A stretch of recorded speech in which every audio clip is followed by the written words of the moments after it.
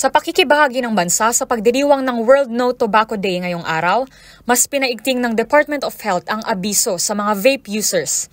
Ayon kasi sa mga eksperto, ang usok ng vape ay mas delikado pa sa nicotine. Pinagtibay ito ni Dr. Ronjin Solante, ang tagapangulo ng Philippine College of Physicians at isang infectious disease expert sa panayam sa DZRH. Aniya, nananatiling advokasya ng PCP ang anti-vaping.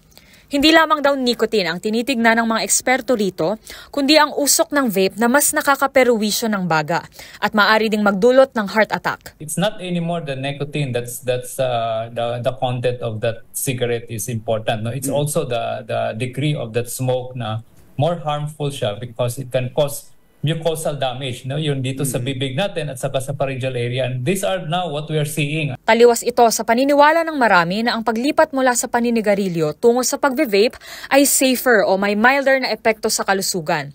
Dahil ayon sa doktor, mas marami ang volume ng usok na pumapasok sa baga sa paggamit ng mga e-cigarette. Nandun pa rin yung harm niya that it can really mas delikado nga to kasi yung volume ng ang usok nito na papasok dito sa pharyngeal area natin or sa bibig is more compared to just an ordinary smoke, tobacco smoke. Matatandaang nitong Abril, naitala ang kauna-unahang kaso ng pagkamatay dahil sa paggamit ng vape, kung saan ang isang 22 anyos na lalaki na walang komplikasyon sa kalusugan ang namatay matapos atakihin sa puso dahil sa matinding lung injury.